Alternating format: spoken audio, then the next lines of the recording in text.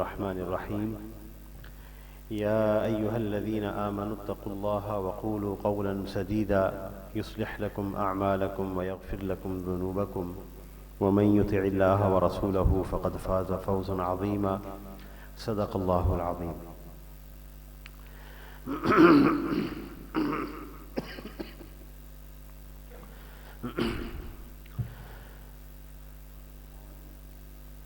الحمدللہ یہ نکاح مسنونہ کی تقریب ہے اور پھر الحمدللہ اس کا انعقاد مسجد میں ہے.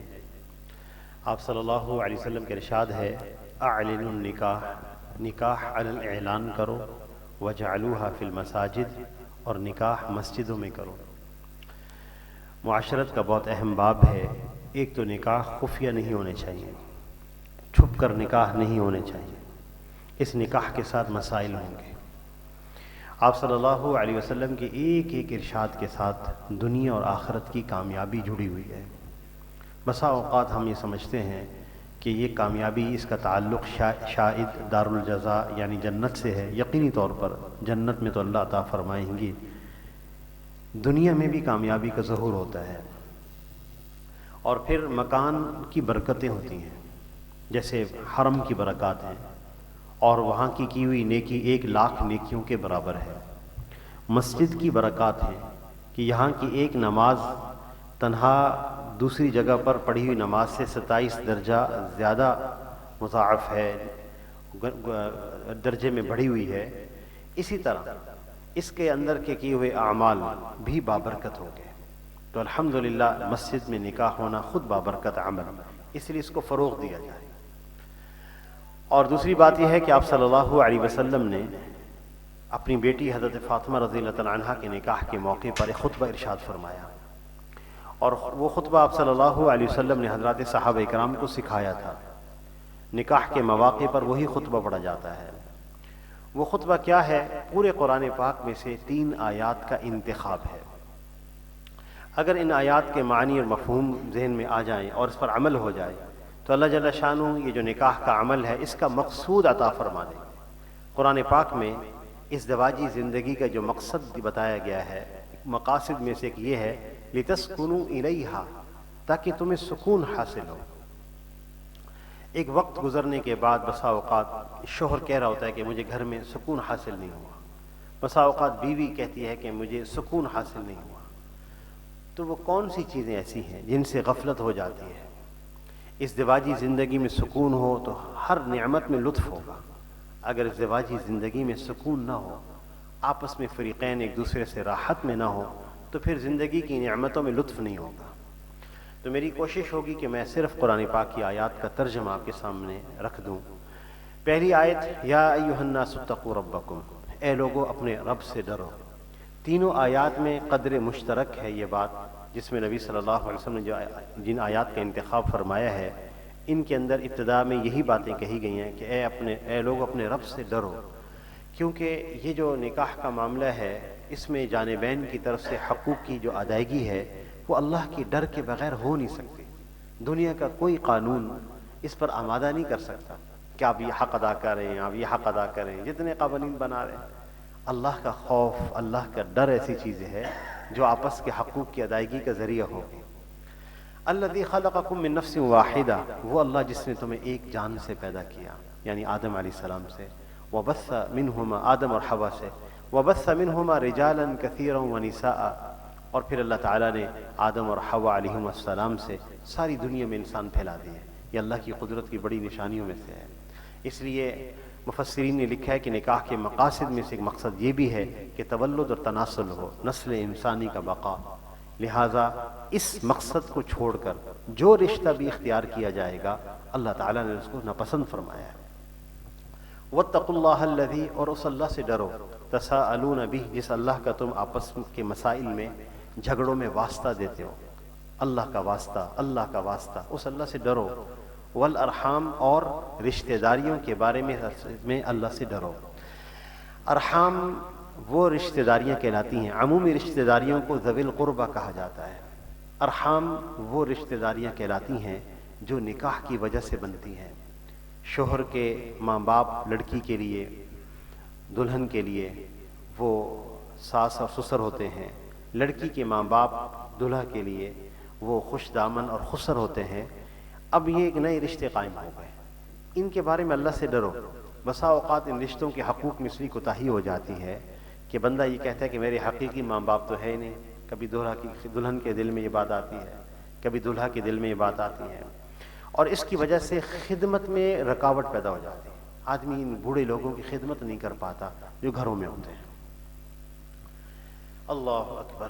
بسا اوقات ہماری دلہنیں سمجھتی ہیں کہ جو میرے ذمے شوہر کے ماں باپ کی خدمت نہیں ہے.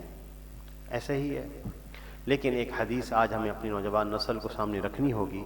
آپ صلی اللہ علیہ وسلم کا ارشاد ہے، ما اکرم شاب شیخا لاجل سنہ، جو نوجوان اپنی نوجوانی میں کسی بوڑھے انسان کی خدمت کرے گا، الا قید اللہ عند سنہ من یکرمہ، اللہ اس نوجوان کے بڑھاپے میں ایک نوجوان مقرر کریں گے جو اس کی خدمت کرے گا.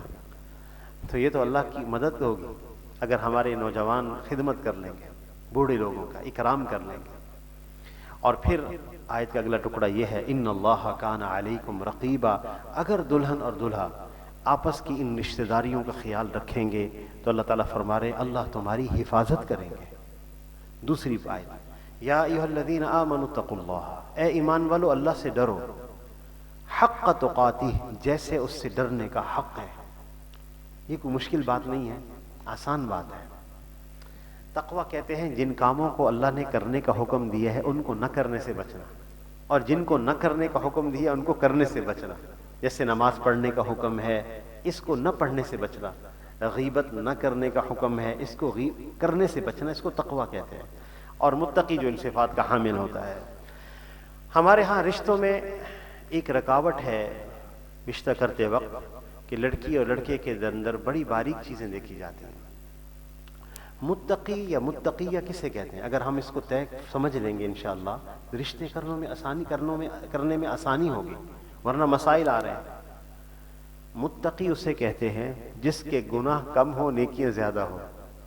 اس لیے کہ گناہوں سے جو معصوم ہیں وہ انبیاء علیہ السلام ہیں اور صحابہ کرام محفوظ ہیں، اور باقی امت میں گناہوں کا احتمال ہے، اللہ جس کو بچا لے.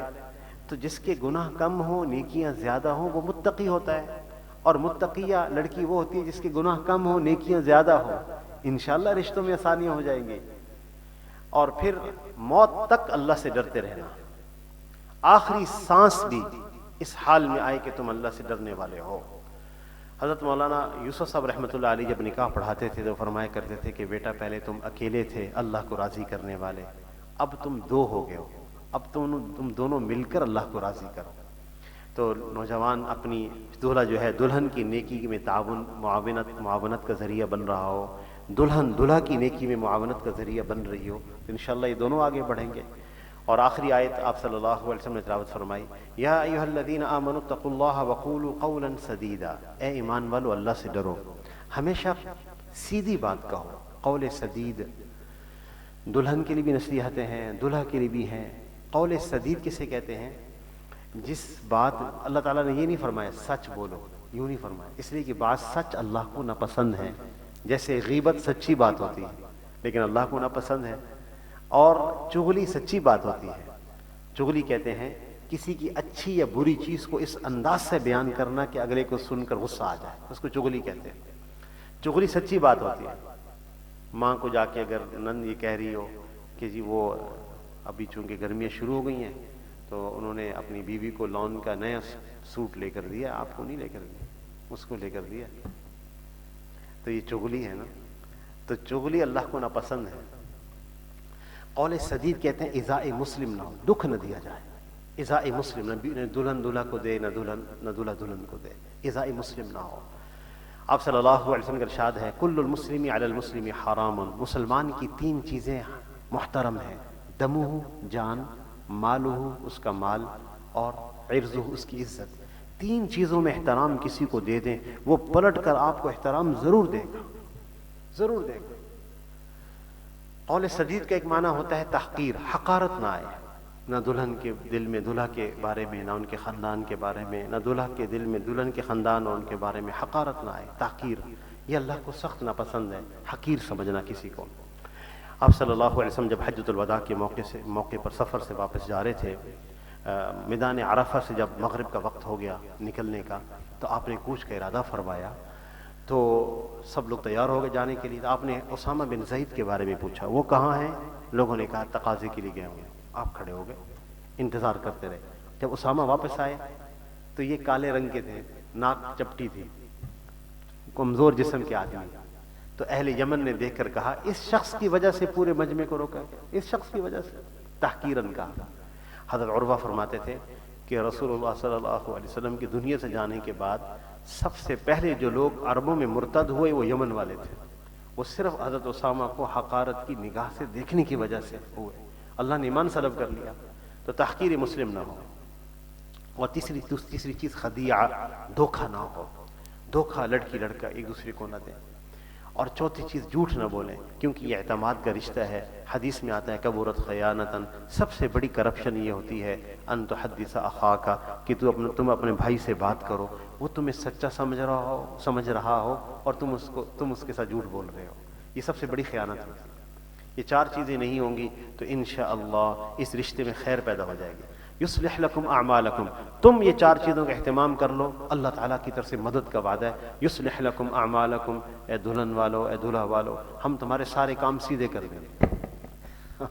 یغفر لکم ذنوبکم، آخرت میں کیا لینا ہے؟ ہم تمہارے گناہوں کو معاف کر دیں گے۔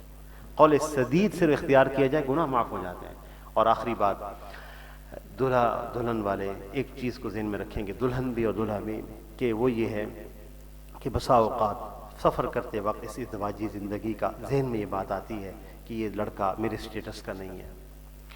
کبھی لڑکے کے ذہن میں آتا ہے کہ لڑکی والے یا لڑکی یہ میرے معیار پر نہیں ہے، سٹیٹس کے نہیں ہے، مجھے جو میں نے چاہا تھا وہ نہیں ملا۔